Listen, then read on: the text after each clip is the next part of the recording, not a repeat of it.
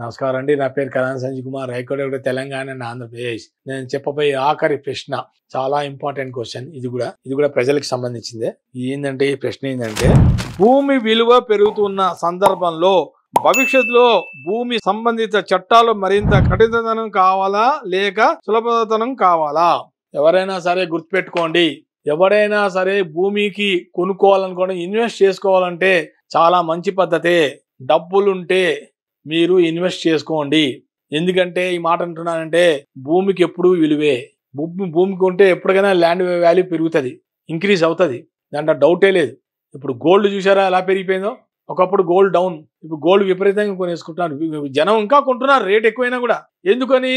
దానికి ఎప్పటికీ వాల్యూ ఉంటుంది గోల్డ్కి. గోల్డ్ తర్వాత నెక్స్ట్ ల్యాండ్ కూడా గోల్డ్తో నేను పోలుస్తున్నా. నేను చెప్పాలంటే మీరు ఇన్వెస్ట్ చేయండి. ఎవరైనా ఎన్ఆర్ఐస్ అయినా చేయొచ్చు, లోకల్ వాళ్ళైనా చేయొచ్చు, ఎవరైనా ఇన్వెస్ట్ చేసుకోండి.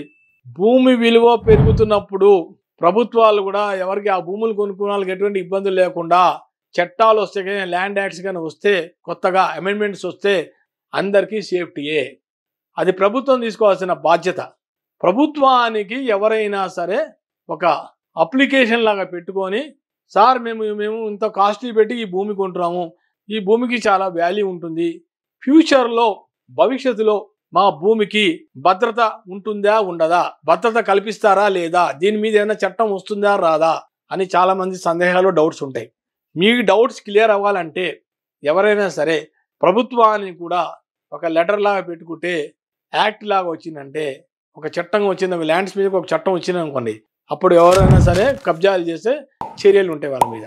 దాంట్లో భయపడాల్సిన పనే లేదు, ఆందోళన పడాల్సిన అవసరమే లేదు. కాబట్టి ల్యాండ్స్ కొనుక్కోండి, ఇన్వెస్ట్మెంట్ చేసుకోండి.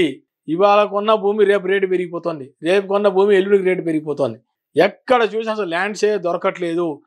ప్రజలు మటుకు ఇన్వెస్ట్మెంట్ చేస్తున్నారు, చెయ్యండి, సంతోషం. తర్వాత అదొక ప్రాపర్టీ. ఎవడైనా సరే ఒక జీవితంలో ఏదో ఒక గోల్ ఉంటుంది. నేను ఒక ప్రాపర్టీ కొనుక్కొని మా పిల్లలకి గిఫ్ట్ కింద, వివాహానికో దేనికో దానికి పనికి వస్తుంది. లేకపోతే వాళ్ళే ఒక విల్లాలా కట్టుకొని ఉండొచ్చు, తప్పులేదు.